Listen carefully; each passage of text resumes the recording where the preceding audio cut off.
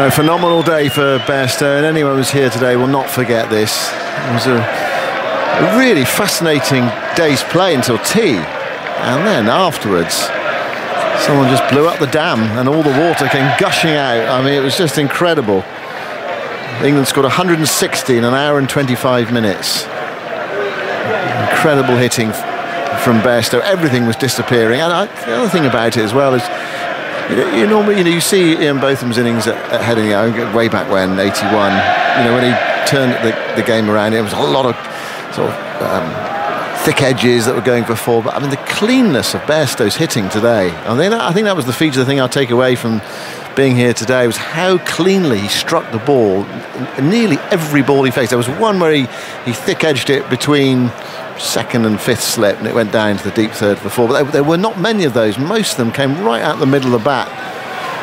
Well, after tea, New Zealand went for the short ball tactic straight away out of nowhere with Henry, and that, whatever reason, just ignited Jonny Bairstow. Now, was that a pre-planned attack after tea?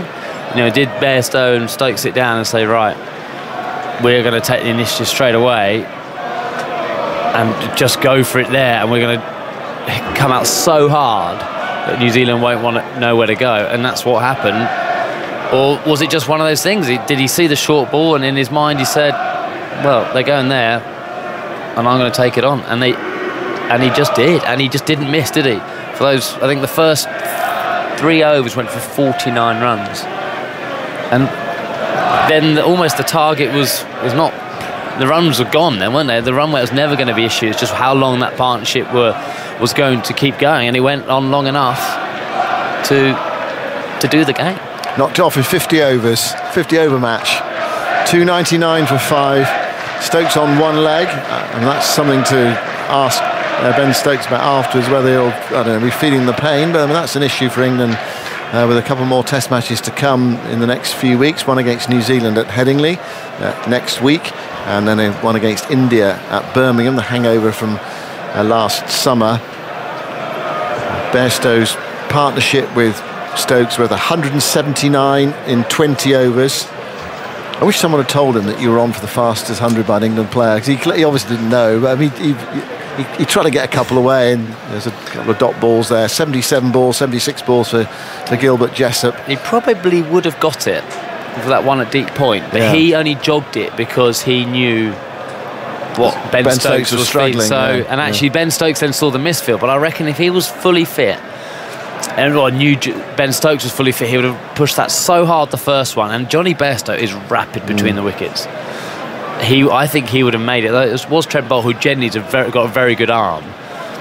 So I think that might have cost him, because he jogged the first one, didn't he? He didn't even really think that there would be two. But in the end, it doesn't matter. No, I think you take 136 off 92 balls. What did he hit in the end? 7 sixes. And Ben Stokes hit 4 sixes in his 75 not out off 70 balls. It's not often that Ben Stokes plays second fiddle. He's overshadowed, really. There was actually a stage when you just wanted Bairstow to be on strike. I said that on, I was doing an Ellie Alderweireld thing, and like an update, and I said I'm never going to say this, but I want Ben Stokes to get off strike. But it just shows, actually, he was thinking out there, Stokesy. With everything going on, he just kept on getting Jonny Bairstow on strike, didn't he? He was just getting ones and just letting Jonny go. He wasn't trying to out-hit him, he wasn't trying to outdo him, which sometimes can be the case in the partnership when you see your mate hitting 4s or 6s. Not in my case, but in people who are kind of bred like Ben and Jonny, that they think, well, actually, I'll have a bit of that. And actually, England didn't need that. With Jonny going as hard and as fast as he was, just let him go. And then if he got out, then Ben would have taken up the mantle. And it's that kind of thinking where the positive cricket is, obviously what they bought into, but you still have to be thinking, and it shows they were thinking in that. Yeah. England have won a Test match in which the team batting first has scored 553.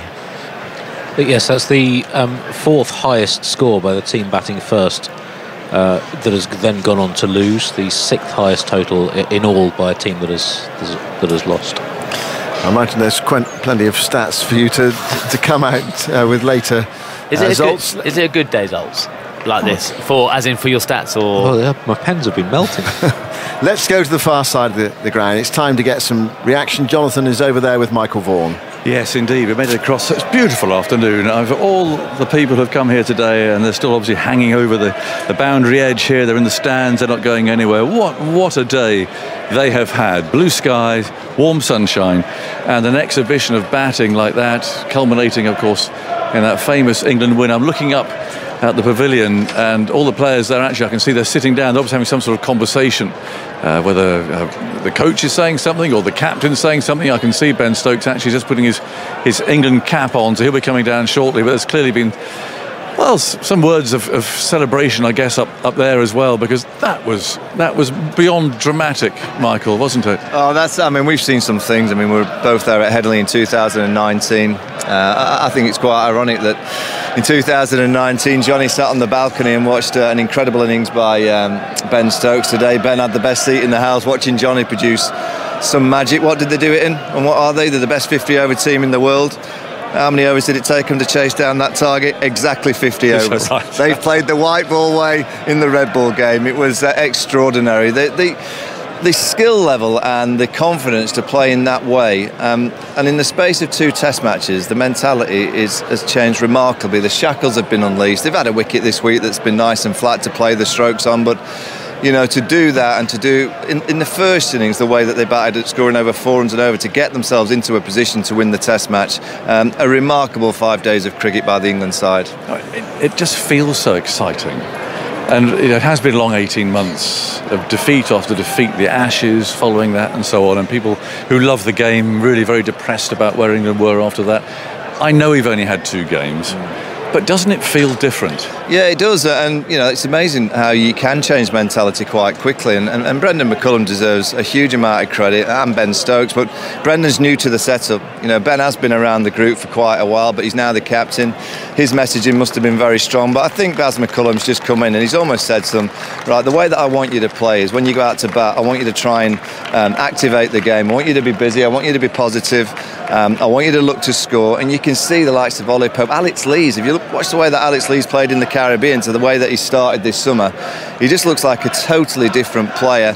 So Baz McCullum deserves a huge amount of credit. Rob Key for the appointment. I know it's only 2 test matches in, but you know, I was a little bit sceptical and vulnerable about, you know, having 2 characters that look quite similar in a leadership role. I sometimes think a bit of yin and yang works well. So far, inside 2 games, it's worked incredibly well. And this crowd here, they've not paid for the tickets today, which is great. Lisa Pursehouse, the CEO, has just been beside me of Nottinghamshire Cricket Club. She does a huge amount of credit for allowing everyone in today to witness that free of charge. How many will be here today for the first time? I tell you what, they'll be back watching some more of this Test match team play. Just waiting for Ben Stokes to come down, and presumably Johnny Bairstow. I can see Tom Latham. I can't help but feel sorry for him. Acting captain comes in there. He's a bowler down. His team scored 550, having been put into bat, and he ends up on the back end of a hammering like that. But let's have a quick chat with Tom, because that's pretty brutal.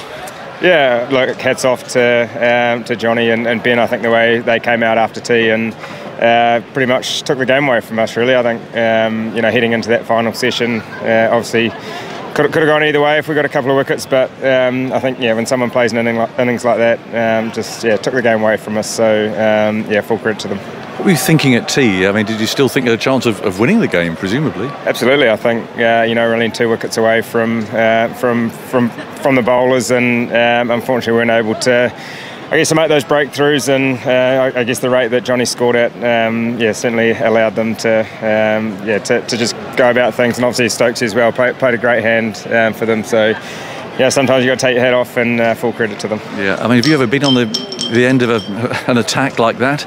A few times before. Obviously Johnny's done it to us a few times before, especially in white ball cricket. But I think heading here today with obviously 3 results in play, and then I think just full credit to them. Obviously it's pretty raw at the moment. We'll obviously let the dust settle, and then obviously review things in a couple of days' time. Thanks for talking to us, Tom. See you again. Thank you. Well, as always, a very honest appraisal of things from a New Zealand captain. That's the way that they play the game. But so you sit there at tea, you think, come on lads, we're going to win this. 2 away, we've got Potsy coming in, and then that happens. Well, were you on TV? I was on the radio. I just couldn't believe it. I mean, they went for the short stuff, Matt Henry. It was kind of a tactic that I thought, yeah, it could work to Johnny Bairstow. He's hit a few in the air in the past with the short ball. Well, he kept on pulling them into this stand, and then he's just got on a roll. He hit Trent Boult down the ground over his head for 6. And Johnny's that kind of player. We've seen it so often in one-day cricket that when he gets going, he's very, very difficult to stop. Ben Stokes then comes out and he starts playing 1 or 2 big shots once again. But it's the manner of the way that they hit these sixes and hit these shots that you'd think it would look risky, but it just never ever looks risky. Those strokes down the ground just didn't look risky at all. Just a step hit, as they call it in T20 cricket. And there is the ovation for Johnny Bairstow.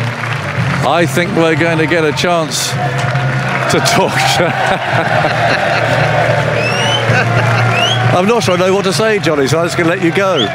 I'm not sure either, Agus, to be honest with you, but no, it was good crack, wasn't it? Well, good crack. At least you had something to talk about rather than being dull and boring on the radio and everything. Well, I don't think you've ever been dull and boring, Johnny, but I've never seen you play a test innings like that. No, it's been good. It's really good fun. I mean, their plans and everything after tea was right. Let's go. It's going to go 1 or 2 ways, and obviously with the short side, with the stand how it is, there's no point in going down, I guess, is there? So you just got to keep going up. No. But the way you're hitting the ball, I mean, did you just know as soon as you came in that it just felt right, the timing was right? Yes and no. There was obviously times you've got to get yourself in and everything like that, but I think it was 10 off 26, 27 balls, so it's still a case of getting yourself in, but then once you are in, you've got to capitalise. You just didn't stop. Well, I did when I nicked one behind, but no, you're right. Yeah, we always said if we needed 160 in the last session, that's what we were kind of looking at. I mean, 160 off 35, you back yourself to get that. And I know that we were 3 or 4 wickets down, but the belief's still there. Like, we've had people that have come out and played special knocks, and that's exactly what we fully believed this morning when we were coming to the ground. We wanted to take some wickets. It's exactly what we did. They played well all the way through, and fortunately we were brave enough to take this challenge on, and we took it on straight from the horns.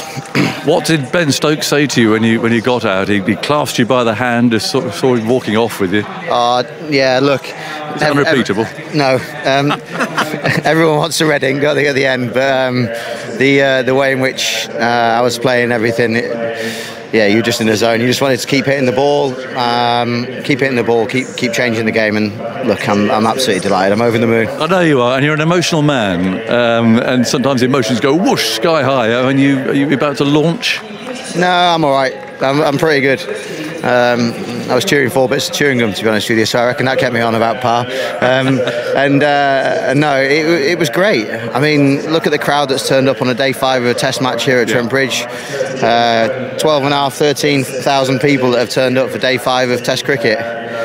Look, people question test cricket at times. People have questioned the way in which test cricket's been played over a period of time, but at the same time there's been 500 scored in both innings. There's been 300 chased down in the last innings. I mean, if that isn't an advert for Test cricket, I don't know what is. And did the crowd inspire you? I mean, this morning when you all gathered in your huddle and you knew it was going to be a full house on the last day and you had a run chase to make, did you sort of think, come on, we've got a real day to put a show on here?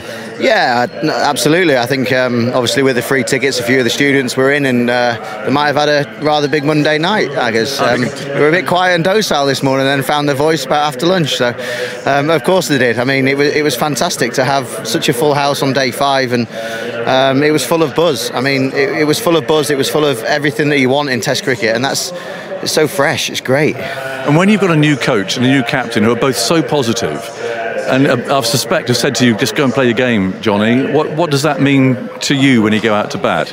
Yeah, it means a lot. I mean, there are going to be times when it doesn't come off. That's part and parcel of it. But if you keep the intent that you show, the way in which I've always gone about my cricket has been to try and be positive. I've always tried to be positive. I've always tried to take the positive option with it. Sometimes to a downfall. That's part and parcel of the game.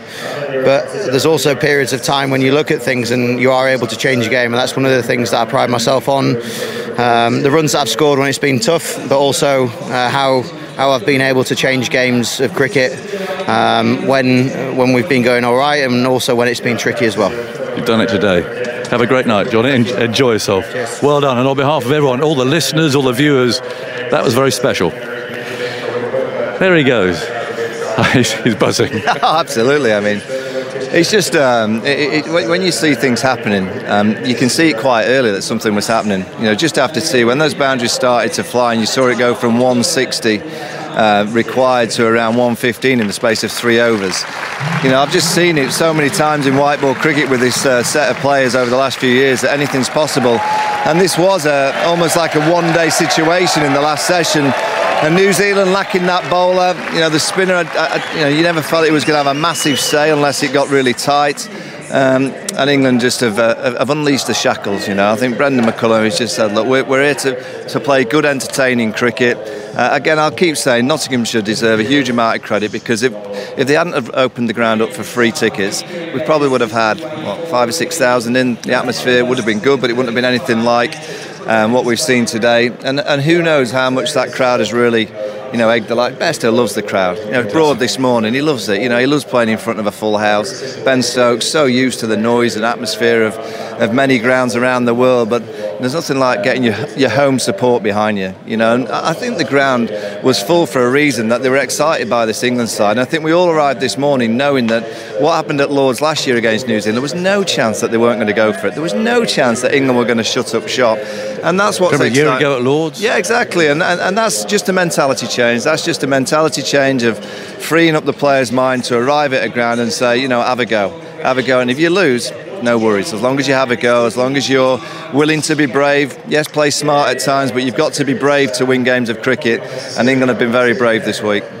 England have won this afternoon. They've won the series as well, of course, with one match still to play. Johnny Bairstow's clutching a magnum of champagne there. They'll be taking up to Headingley for the final test of this series, which starts on Thursday. Ben Stokes is currently giving another interview. He'll be here in a second, because we need to find out about this injury. I mean, I suspect he's going to say, look, I don't know much myself until he's been properly checked over. But, you know, does he look like a man who's going to be able to play next week in the sort of role that he plays? I don't think I'm going to judge Ben on his injuries, because I've seen him many times where I've looked and gone, he ain't playing for a year, and then he's played a day after. So it looks to me like he's done something to that left knee, but it's Ben Stokes. Anything's possible. I certainly wouldn't rule him out playing at Headingley.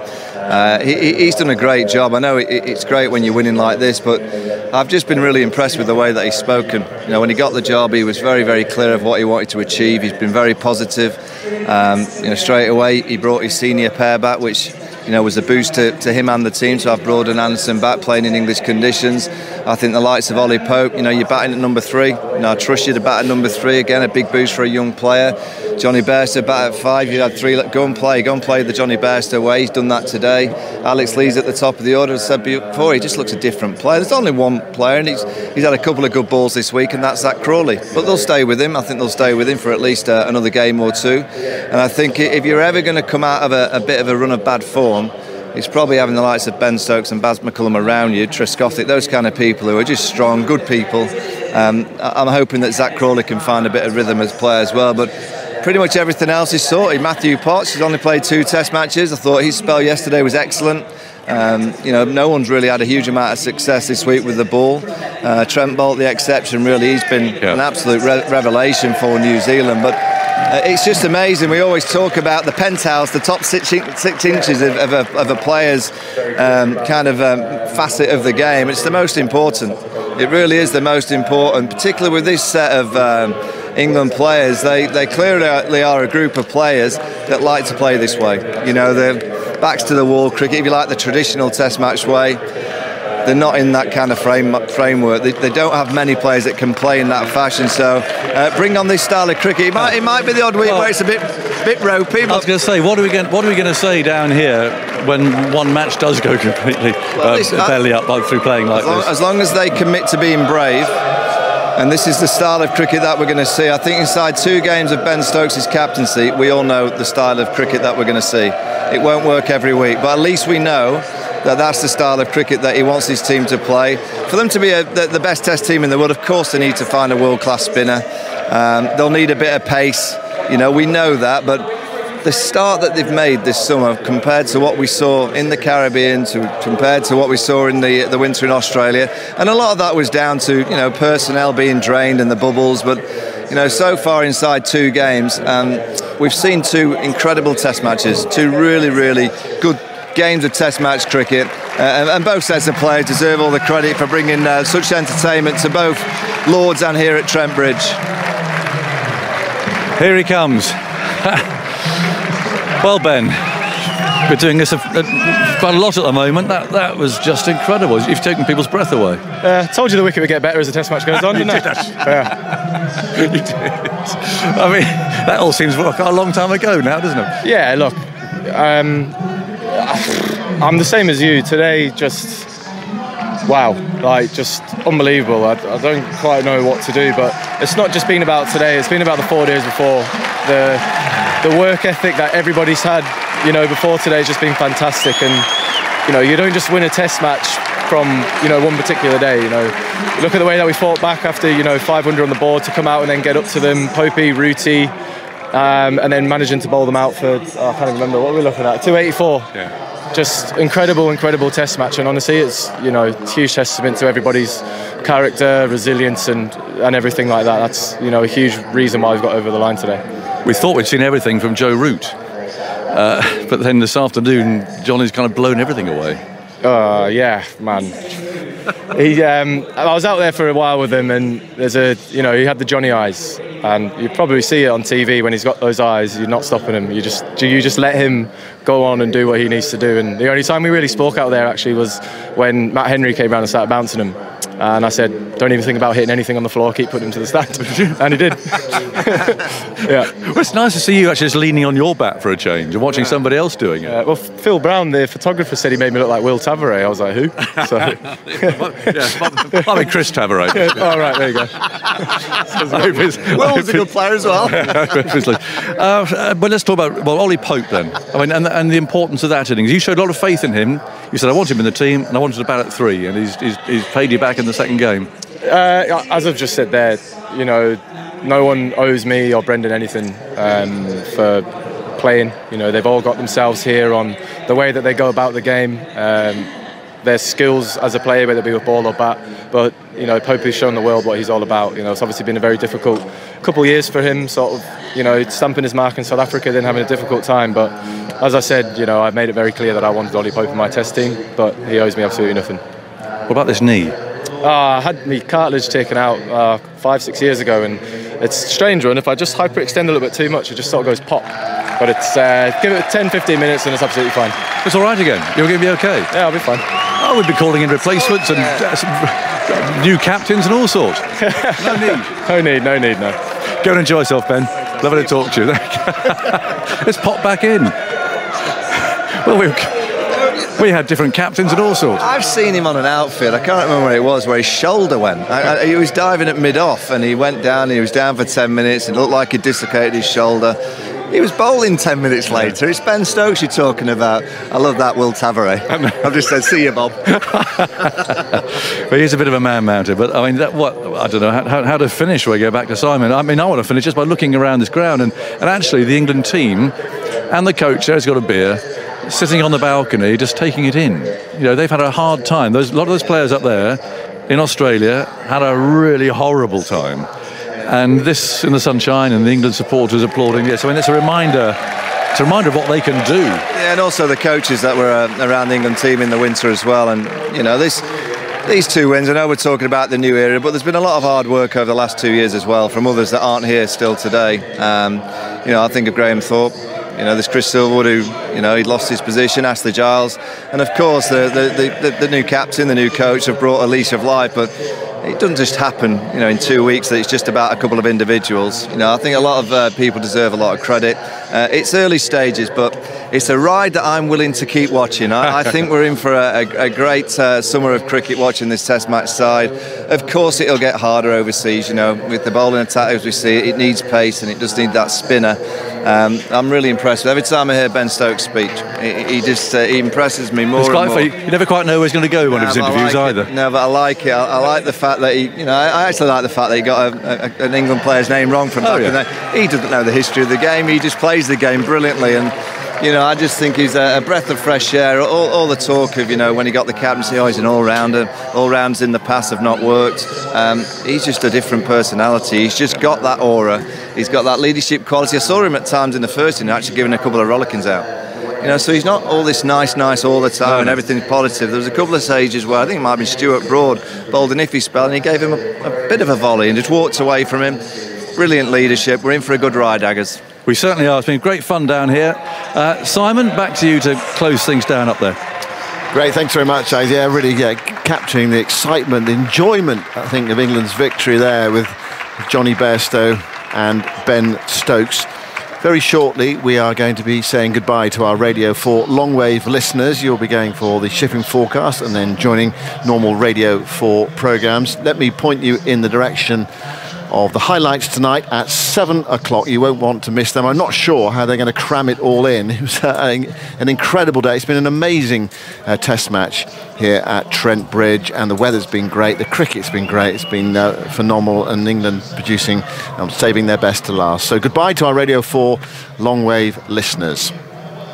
We will continue for everybody else, and there's still quite a lot to wrap up and chew over in the last few minutes of our programme. With me, Alistair Cook, and Jeremy Coney is joining me as well, and Andy Zaltzman, because, goodness me, all sorts of things happening today and throughout this test match, and we'll get the roundup from Zaltz in just a moment. But Alistair, when you, as an England captain, have you been on that podium down there? You've had to give interviews when you've lost and when you've won as well. What a moment there for Ben Stokes. He's played 2 this summer, he's won 2, both phenomenal victories. Yeah, and he won't take any credit, but he has to take quite a lot of the credit actually for sticking his neck out on the line. To take the job off of being captain when everyone was saying you can't do it as an all-rounder. Please, whatever we do, don't give it to our most valuable player. And he made some brave decisions.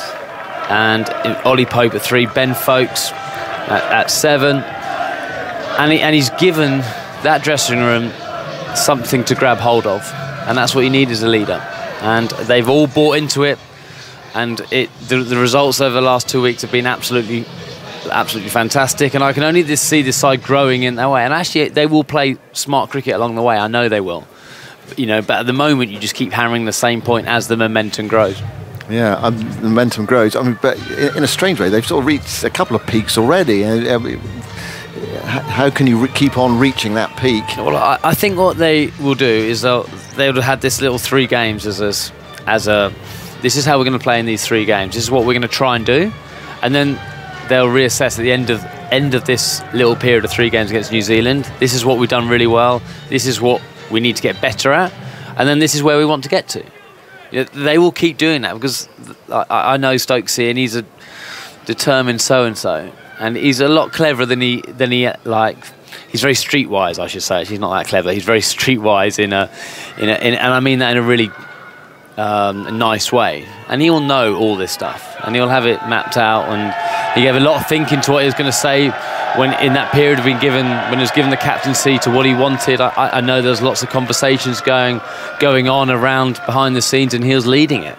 Even this before the coach was, Brendan was appointed. So that's what I know. They've just taken this there. We're going to do these 3 games, and then we'll move on from there, and we'll move upwards. How ruthless is he? Because to get better, sometimes you need to leave players out. It seems a strange thing. We're talking about leaving players out, but sometimes you do need to, don't you? You think of Zach Crawley at the top of the order. You think of Jack Leach, say for example. Do you think he's hard enough to say Absolutely. actually we need to make a change somewhere along the way? Absolutely. In various places? Yeah, 100% will. And I think Varney's summed it up well. There was certain times in the field where there was short shrift given to certain people at certain times, and he will do that. But he because he won't mince his word, he won't be too you know, tactical about it. He'll say it how it is, with clarity, and he'll back that up with actions along the way to me, so players know exactly where they stand at all times. Thanks, Alistair. Let's turn to Jeremy. Now, throughout this day, Jeremy, you were saying that you felt England had the advantage. At one stage, England were 93 for 4 when Ben Stokes walked down the steps, and we all sensed, I think, that it was a big moment in the game. It was this partnership, or perhaps nothing for England. And then we had that devastating passage of play after tea. I mean, remarkable 40, 45 minutes or so where everything disappeared. How do you see it from a New Zealand perspective? Which part, Simon? Well, okay, let's go for that post-tea. Tom Latham said there that he thought we could win it at tea. An hour and 25 minutes later, they've lost by 5 wickets, and there were still 22 overs left. Well, it doesn't help, I don't think, if you're going to ask a bowler who has spent his whole life pitching the ball up on a goodish length and nipping it in and nipping it away on New Zealand conditions to come here and bowl short-pitched bowling. That was Jamieson's job if he was fit, or Wagner's job if he was selected. So I don't think that was a fit. I think perhaps they missed out on trying some things. Why didn't they try the full-pitched ball outside off with about sort of 7 men on the offside, that kind of thing? After all, Bairstow was playing T20 cricket. Why didn't we move to T20? You know, I just feel we missed a trick there. I mean, there were for me some I don't like the word positive things, but Mitchell came out of this Test match okay. Blundell did. You might say Bracewell showed on debut that he could bat okay. He might become a possible bowler as well as an option. You might say Young, Bolt had a goodish game, I thought.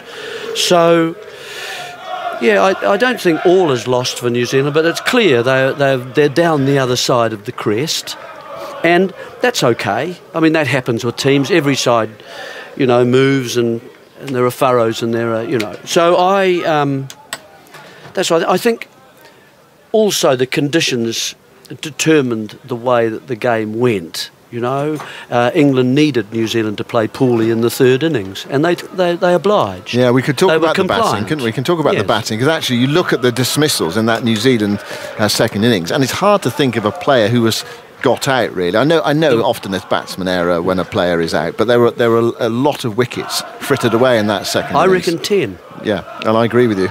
There you go. So that doesn't really work that very well, I don't think, and we can keep making excuses for them, but I think that was the costly part, wasn't it, in the whole exercise?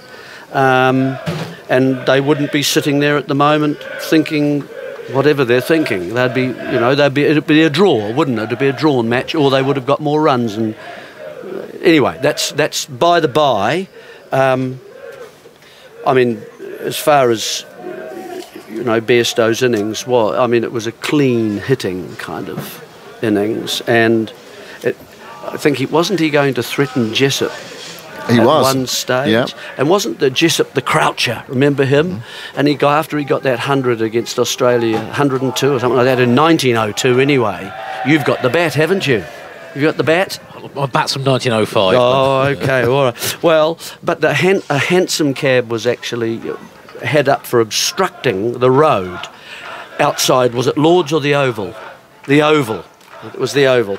So, and they took it to court, and the defence was, Your Honour, Mr. Jessup was batting. Magistrate, case dismissed. So I rather like the whole thing. Anyway, so sorry. Can you, therefore, the situation, as I know, you're looking at it from the other way, and that's quite good. It's quite useful, interesting, actually, to see it from the New Zealand perspective. Well, can you take pleasure as a cricket man from the way Bairstow played today? Oh, I think everybody here, it was fantastic for them to be here today. Children in here watching the game like that, be very excited about. Who knows? There might be 20 kids here for today that will take up the game. That's got to be good, doesn't it? Always. And that's what we want. This is supposed to be the acme of the game of cricket. I'm not sure England can play this way all the time. And that's the steps, I think, that Alistair Cook was talking about. Well, I suppose they did play slightly differently at Lords, didn't they, to win there? Sort of classic 100 from root there to win the game. Yeah. So, but they were able to play this way here because of the conditions, and that's fine. That's exactly what the game is. You adapt to what you're provided with. So, yes, full marks to them for doing it so far. But if it starts nibbling around and it's not a motorway and it's a B road, you've got to adapt to it. Yeah. Enjoy it while you can, possibly. Absolutely. Yeah. And people who are here today will have enjoyed it because it was a remarkable day's cricket and it's been a remarkable test match. Let's reflect on that now with Andy Zaltzman. What have you picked out, Zaltz, from a statistical point of view? I mean, normally there are quite a lot at the end of the test match because we've had 5 days of cricket, but what stood out? Well, the extraordinary feat of winning, having conceded over 550. New Zealand scored 553, the 4th highest by a team batting first, that has then gone on to lose the match. I think the 39th test or 40th test, I haven't quite got my stat up, in which both sides have scored over 500 in the first innings. Only the 6th time it's ended in a positive result. And it kind of shows the way that the modern game is played. It's gone over 4 and over the course of the test match. Only the 40th test to be played at that rate. Looking at today's cricket, Johnny Bairstow's century, 77 balls. As you said, 1 more delivery than it took Gilbert Jessop, the croucher, to reach 3 figures in another great England 4th innings chase, which ended up winning by 1 run at the Oval in 1902. And famous, but perhaps apocryphal saying when Hurst and Rose were batting at the end, let's get them in singles. That wasn't the approach England took today. They got them by let's get them in sixes, wasn't it? Pounding the boundary. So England hit 12 sixes in the innings. There's only 1 innings in which England have hit more sixes, and that was in Cape Town when Bairstow and Stokes had another memorable partnership. England hit 14, 11 of them by Stokes. In all, 249 boundaries hit in the test match, 24 sixes, 225 fours, and that is the most boundaries ever hit in tests. It's the 8th highest scoring test ever played, the 2nd highest scoring test in England. Only the 1948 Ashes test at Leeds, which ended up with Australia chasing over 400 to win on the final day by 7 wickets, has seen more than the 1,675 runs scored in this game. After tea, Bairstow scored 93 off 44 balls. It's his 3rd 100 in 6 tests this year. And before that, he hadn't reached 60 in 19 consecutive test matches. So it's been a great return to form for him. You would have thought at that point his test career might have been over. It's been a prolonged period of a lack of productivity, but it was truly extraordinary setup.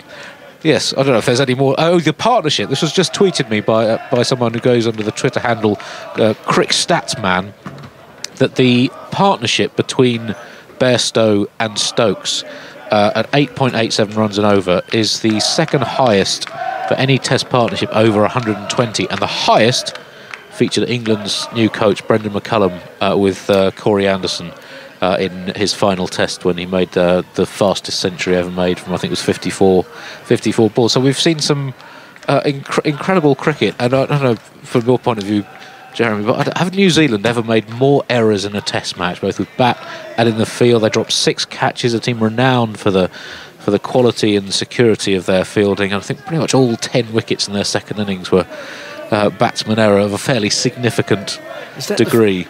Is that the first time we've all agreed with something? And there's a record too. Yeah. Well, looking at the result, we talked a lot about England's run of 1 win in 17. They'd lost 5 series in a row, if you include the 2-1 against India from last year. New Zealand now, since winning the World Test Championship, have lost 2 and drawn 2 of their 4 series.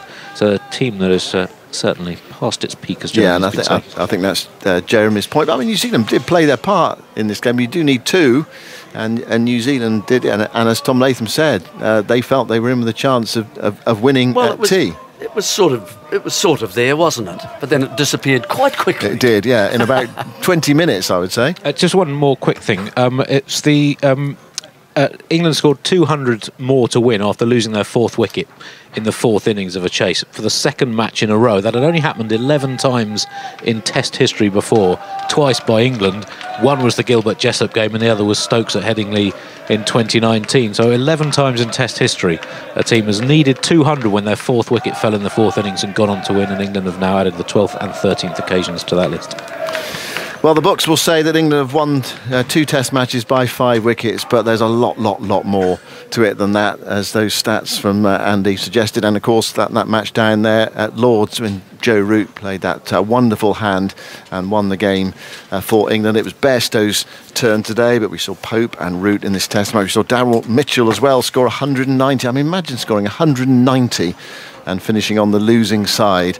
And in fact, even in the 2nd innings, he was 62 not out today. So he's actually scored 252 runs for once out in this Test match, and he's finished on the losing side. Well, it has been an incredible 5 days here at Trent Bridge, and anyone who's been here to witness it on any of the days really will remember it for a very long time. The people who were here today will remember it forever.